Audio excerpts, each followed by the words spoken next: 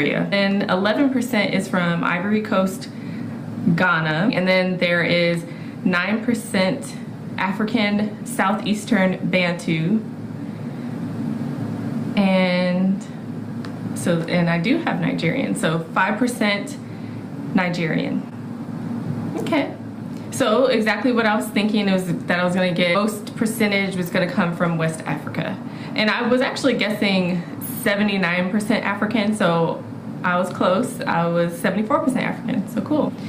And then the next biggest thing is European. So I guess those are actually the only two results I get. Actually, it does say trace regions would be America, so that would be coming from my mom's side, the Native American, and then there's trace regions which are from Asia. But I'm gonna go ahead and do the European.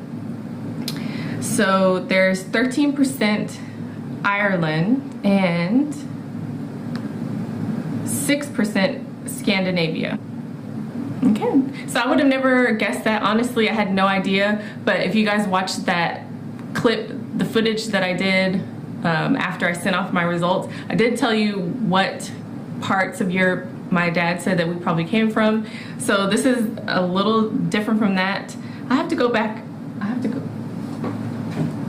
Let me go back and see, because I don't remember if he mentioned Ireland in there, and I'm certain he did not say Scandinavia. So looking back at what my dad said, he did not mention Ireland, and it looks like actually all of the... This was a note I had written to myself back in 2010 when I asked my dad what different ethnicities were mixed with, and this is what he told me back then. Different places mentioned are not in my results, so Ireland and Scandinavia. And really it's not surprising because how could you know? So as far as trace regions, there's 9%.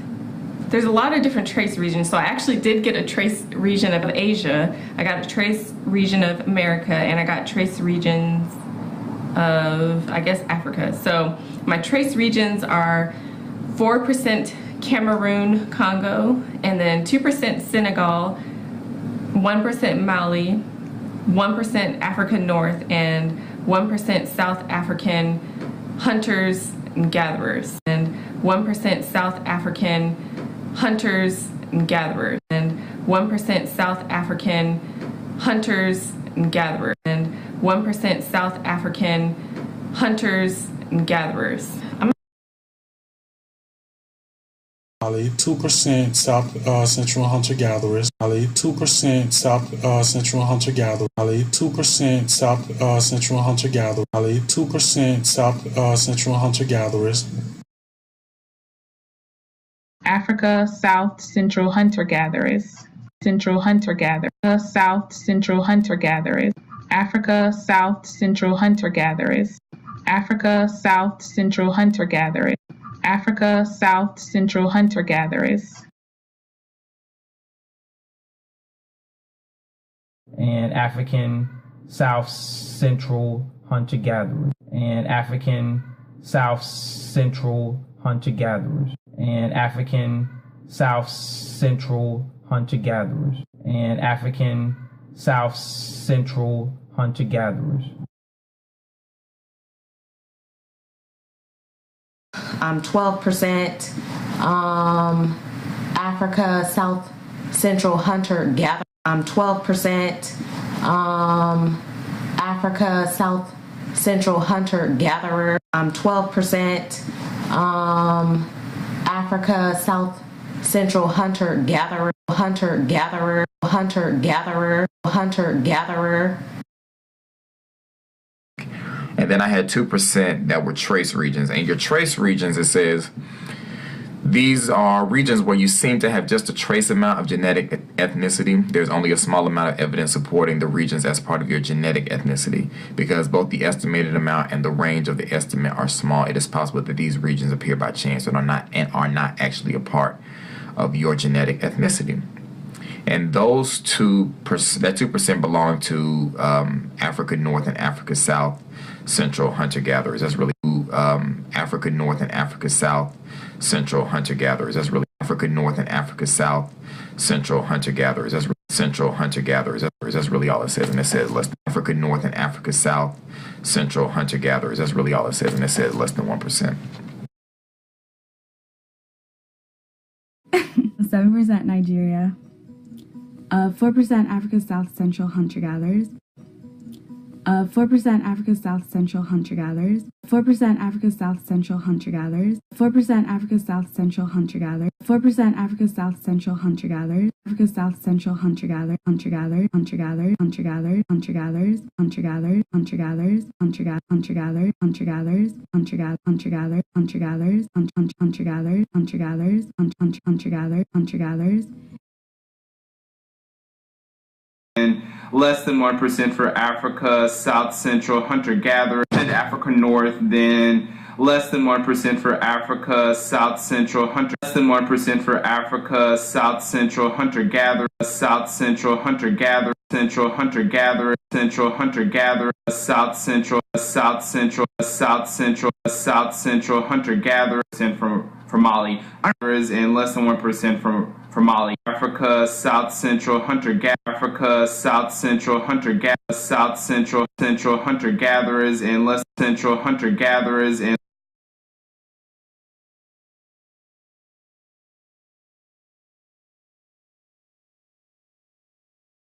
then I got 3% Africa South Central hunter-gatherers, and then I got 3% Africa South Central hunter-gatherers, Africa South Central hunter-gatherers, gatherers, which I was like, what is that? I guess it's like some nomadic trade. 3% Africa South Central hunter-gatherers, Africa South Central hunter-gatherers, the gatherers.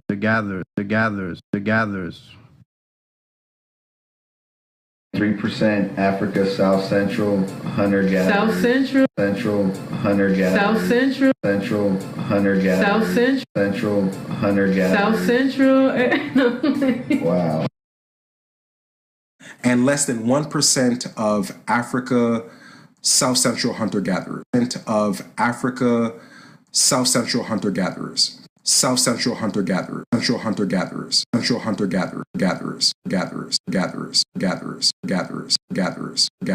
gatherers. So that was really cool. So, and 1% Africa South Central hunter-gatherers, West African, and 1% Africa South Central hunter-gatherers, Africa South Central hunter-gatherers. So I'm not really sure. I don't really know that much about Africa Southeastern Bantu. If you guys can Central hunter-gatherers, Central hunter-gatherers, Central hunter-gatherers, Central hunter-gatherers, Central hunter-gatherers, Central hunter-gatherers, Central hunter-gatherers, Central hunter-gatherers.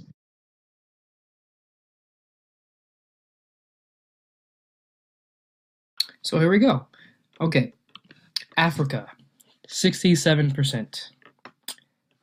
Kind of low for me. I kind of thought it would be higher, like around the 80 percentile, but hey, what can you do? And 48% of that is Nigeria. 48%, guys. That's a lot. And I think it kind of makes sense in light of the history surrounding, I guess, the Bight of Biafra.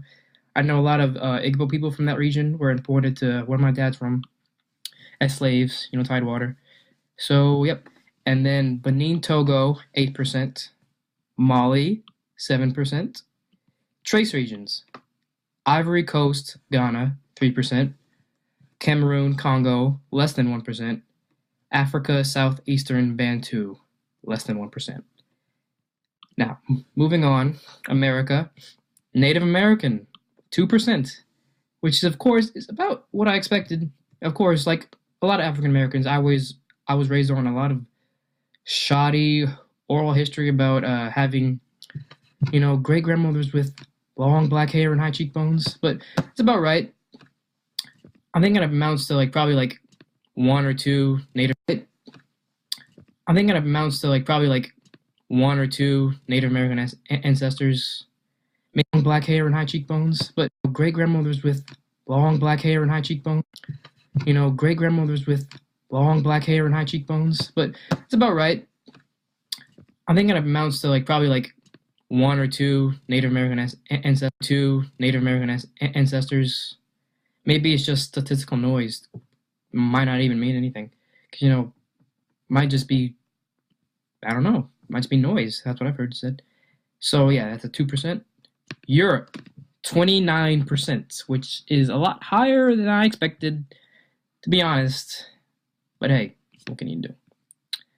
And Scandinavia, 13%. Ireland, 7%. Trace regions.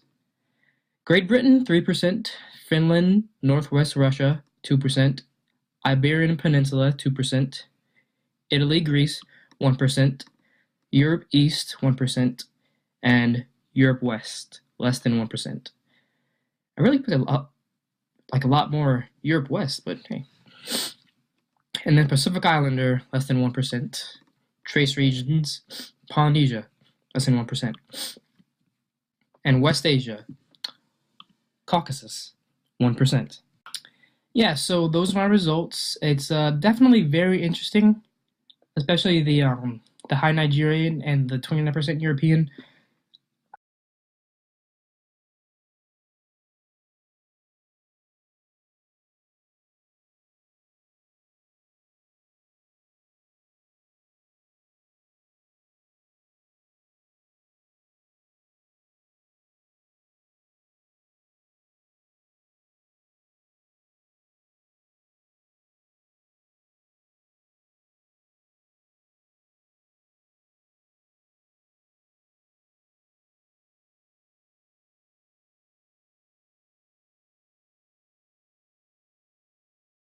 Hey guys, it's Mike Chen. History is fascinating. We want to know more about it because we are curious of where we came from, where we have been, and the journey that has taken us to where we are today. Most of what we know about history, and especially ancient history, is through what was left behind by our ancestors. Structures, tools, poetry, books, documents, but these rarely tell the whole story. Even though we have written history books and created scientific documents, discoveries are made all the time that challenges what we think we know about our own past. So here are some recent discoveries made from around the world that could rewrite certain aspects of human history. The first item on this list brings us to the Zagros Mountains of present-day Iran. Here, researchers claim to have found the actual people who introduced agriculture to South Asia. Before this discovery was made, it was used agriculture to South Asia, used agriculture to South Asia, used agriculture to South Asia, culture to South Asia, culture to South Asia. Before this discovery was made, it was believed that hunter-gatherers developed agriculture in the Middle East some 10,000 years ago. South Asia. Before this discovery was made, it was believed that hunter-gatherers developed agriculture to South Asia. Before this discovery was made, it was believed that hunter-gatherers developed agriculture in the Middle East some 10,000 years ago. They then spread their techniques to other regions like Europe. Agriculture in the Middle East some 10,000 years ago. They then spread their techniques to years ago.